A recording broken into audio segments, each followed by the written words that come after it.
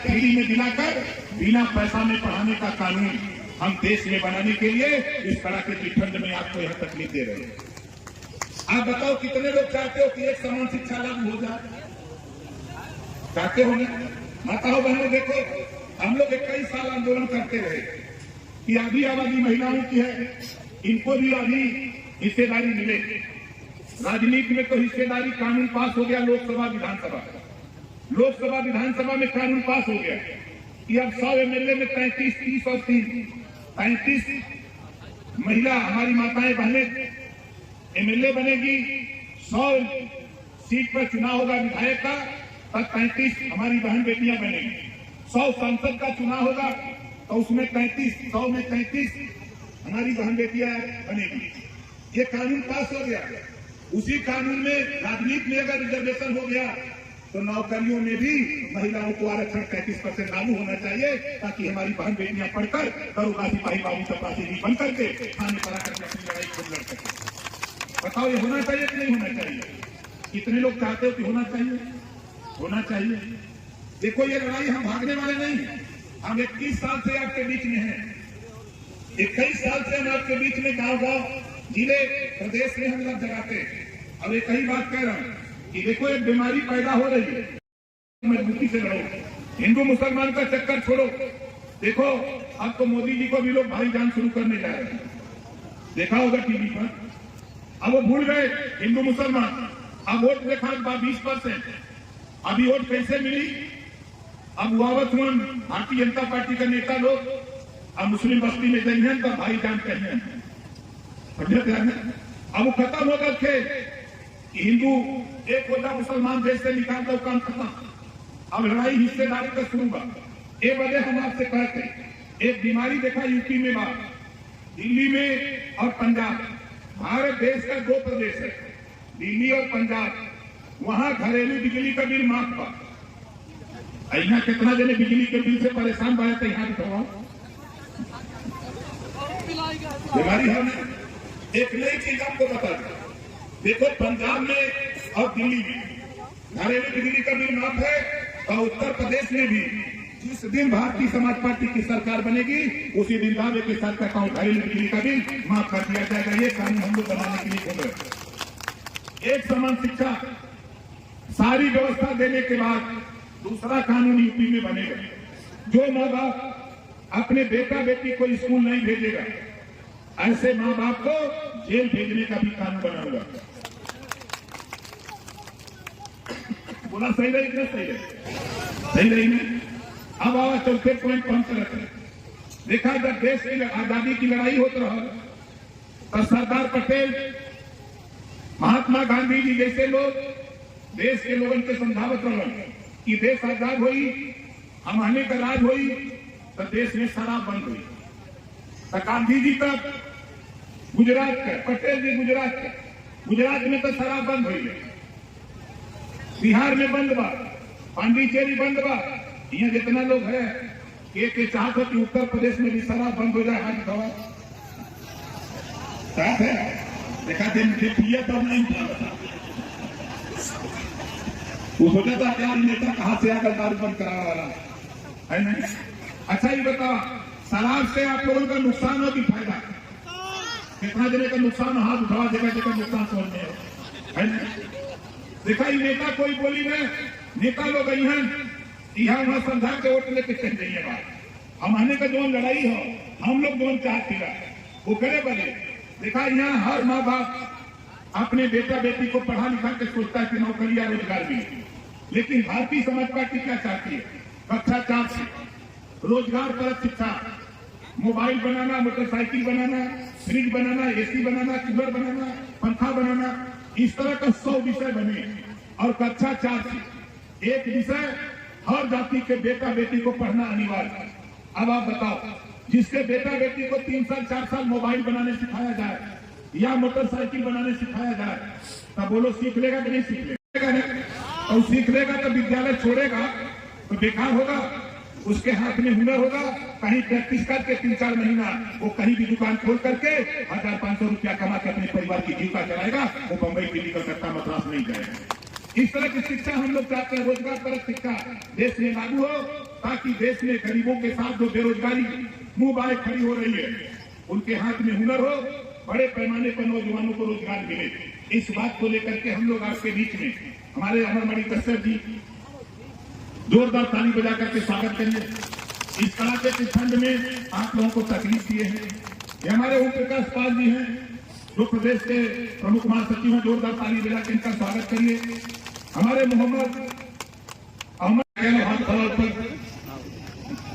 कितना लोग सोचते हैं कि पैसा चला जैसे लोग है ना, ये हमने का टीम है, ये कोहार लड़ाई है कि खाली हमने लड़ाई है, सबकी लड़ाई है और सबके सहयोग से ही लड़ाई आगे बढ़त है। भाई सभी के हिस्सा मिले के चाहिए कि नहीं चाहिए। हम फिर आपके दोहरावत ये देखा जवन वोट का पावर हमने के पहले हो, यही वोट से जवन चाबा तवन मिली। ये वोट के दारू मुर्गा पैसा पर जौने दिन बेचक बंद कर देगा, वही दिन थोड़े बेटा बेटी के अच्छी शिक्षा, अच्छा रोजगार, अच्छा स्वास्थ्य सुविधा मिले लगे। सिर्फ साल तक हमको पूछता नहीं। अभी 8 महीना पहले हम आपको जानकारी देना चाहते हैं, 403 विधायकों को 25-25 लाख रुपया, 403 विधायक उत्तर प्रदेश के, हर विधायक को 25-25 लाख रुपया गरीबों के इलाज के लिए मिला। आप बताओ कोई के मिलन, कोई के मिलन, कोई किसी गांव में किसी जाति धर्म का हो, अगर वो बीमार होता, इलाज कराना या ऑपरेशन कराना हो, विधायक जी के यहाँ जाओ, विधायक जी अगर रुपया नहीं देते हैं तो हमको बता देना, हम रुपया दिलवा देंगे विधायक जी से कि जो 25 लाख रुपया लिए हो वो रुपया जनता का पैसा है। क्योंकि मैं भी विधायक हूँ, मुझे भी 25 लाख मिला है, मैं भी अपने क्षेत्र में कल 5 लाख रुपया देते हैं।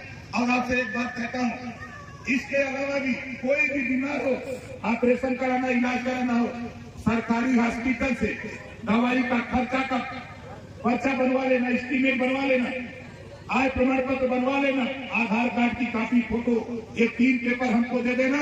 जिस दिन हमारे नेताओं के माध्यम से हमको मिलेगा, 8 दिन के अंदर जो भी 5 लाख 10 लाख रुपया तुझे डॉक्टर बताएगा इलाज ऑपरेशन के लिए, 8 दिन के अंदर तेरे हॉस्पिटल में रुपया हम पहुंचा देंगे। ये उनके साथ 17 करोड़ रुपया मैंने लगभग 7 साल में दिया, अपनी दस्तक से दिया हूं।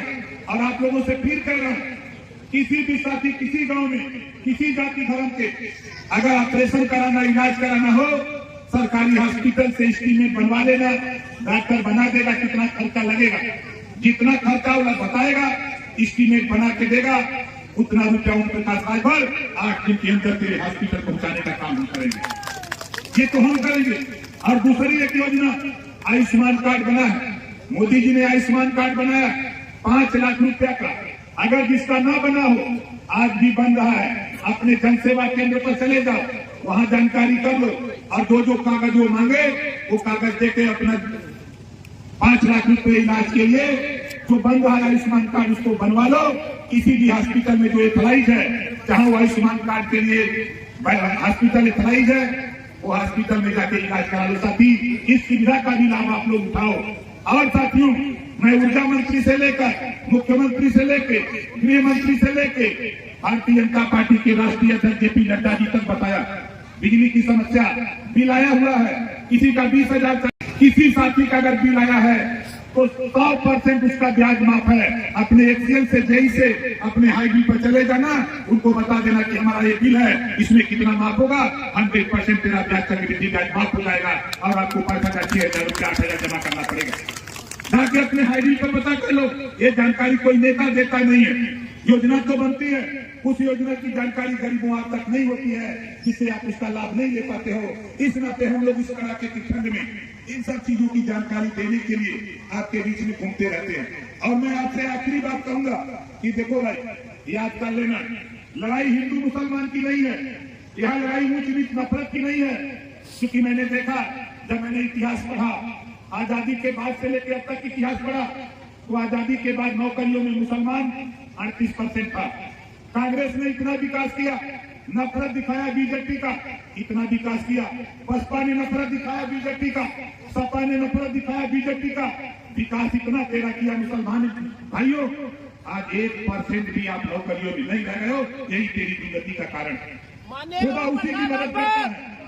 खुदा उसी की मदद करता है जो खुद अपनी मदद के लिए तैयार होता है। साथियों, अभी तक आप मुलायम सिंह, मायावती, अखिलेश, सोनिया की मदद करते आए हो, यही तेरी दुर्गति का कारण है। आने वाला कल देख लेना, मैं दावे के साथ कहता हूँ, यही भारतीय जनता पार्टी के लोग अब मुसलमान बस्तियों में जाएंगे और मोदी भाईजान से नाता जोड़ेंगे और विकास की योजनाओं का लाभ आप तक बताएंगे कि हमने आयुष्मान कार्ड बनाया हिंदू मुसलमान के लिए नहीं, भारत में 140 करोड़ आबादी का कोई भी व्यक्ति उसका पात्र है, उसको बनाने का काम किया गया है, या हिंदू मुसलमान नहीं।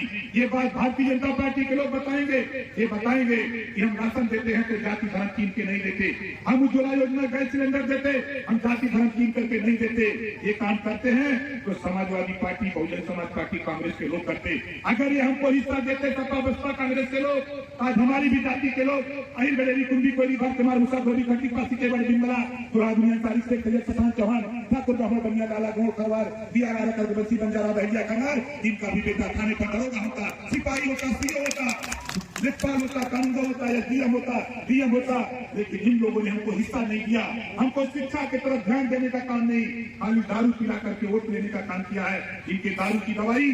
साथियों, अब तो एक नारा होना चाहिए।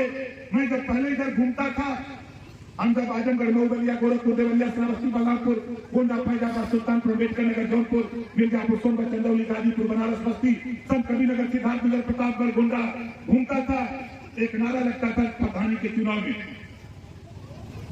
बाटी चोखा कच्चा हो, बाटी चोखा कच्चा हो, दारू मुर्गा पक्का हो। इसको बदल दो। शिक्षा और स्वास्थ्य के लिए वोट देने का अभियान चलाओ, रोजगार अपने बेटा बेटी को देने के लिए वोट देने का काम करो। दारू मुर्गा पर जब तक बिकोगे, वोट दोगे, तब तक नेताओं का लाभ होता रहेगा। नेताओं के बच्चे विदेशों में जाएंगे, वो कैसे कंप्यूटर पढ़ के हवाई जहाज चलाएंगे, और आपके बेटा बेटी कैसे कबूतर कौवा पढ़ के गेहूं के खेत में खार उखाड़ेंगे। इस नाते आपको आगाह करता हूं। आप बताओ, हमारी बात कितने लोगों को समझ में आ रही है? जरा हाथ उठाओ। लड़ाई सही है कि गलत है? सही है ना? राजभर भाइयों, मैं आपसे कहना चाहता हूं, देखो यही बगल में बहराइच है ना, बहराइच किसी मंडल का जिला है ना, इसी मंडल का जिला है। आप चले जाओ, मैं एक दिन बात करता हूं मुख्यमंत्री से, एक दिन तारीख रखता हूं, वहां आपको बता दूं 80 फीट ऊंची महाराजा सुहेलदेव की मूर्ति और 10 एकड़ में पूरा बाउंड्री बना करके, पूरा भव्य मंदिर बना करके पूरी तैयारी हो रही है। तेरा इतिहास जो हम बनारस से चल करके तेरे इतिहास को हम बताने का काम किया, आज वो तेरा इतिहास पूरी दुनिया को बताने का काम लोग कर रहे हैं। ये सबसे बड़ी उपलब्धि आज आपकी है। कोई ऐसा टीवी अखबार चैनल नहीं है, अगर डिबेट बैठ गया तो बिना रात भर के डिबेट को हो ही नहीं रहा। बोलो सही है कि गलत है? चर्चा हो रही है तो राजभर की हो रही है, क्यों? तेरे ताकत की पहचान अब पूरे देश के लोग कर ली। 20% आबादी मुसलमान भाइयों की बाजा बजाते हैं द्वार पूजा जब लगता है। हमारे वकील मियां हमारे पड़ोसी हैं, मैं पार्टी फाने, वो बाजा बजाते हैं। जब हम उनसे पूछते हैं कि कहो द्वार पूजा लगा तो कहाँ बजाओ, तो कहा बहारों फूल बरसाओ तेरा महबूब आए। हम उनसे पूछेगा कि तोहार महबूब कहिया लेंगे। 9% वाले को 4 बार सीएम बना दिया, 12% वाले को 4 बार सीएम बना दिया, 3% वाले को 40 साल सत्ता दे दिया, और किसी ने मुड़ करके तेरे तरफ नहीं देखा। ये ओम प्रकाश राजभर चैलेंज करता है इन पार्टियों को, अगर दम है तो जरा इतिहास बता दो समाजवादी के लोगों। इसी बलरामपुर में उठा के देखो थाने पर क्या स्थिति है। नाई का, गोड़ का, पाल का, प्रजापति का, चौहान का, बिंद का, केवट का, मल्लाह का, राजभर का, आरक का, करंसी का, बंजारा का, बहेलिया का बेटा, चुल्हा का, दुनिया का, अंसारी का, साई, दर्जी, फकीर का बेटा दरोगा नहीं मिलेगा। कि मिलेगा? नहीं मिलेगा। यानी वोट ले ही लो, वोट ले ही हम आने का, और सिपाही दरोगा बनाई अपने जाति का। यही वजह ओम प्रकाश राजभर कौतमन ये देश में हमने है ही, हम आनों के हिस्सा मिल के चाहिए। वोट पे सब कुछ हो सकता है, तो वोट हम लोगों के पास है। हम सब लोग अपने वोट की ताकत को इकट्ठा करके हम लोग अपनी बिगड़ी खुद बनाएंगे। हम किसी के भरोसे रहने वाले नहीं हैं। इसी बात को कहते हुए जो साथी जहां बैठा वही खड़ा हो जाइए।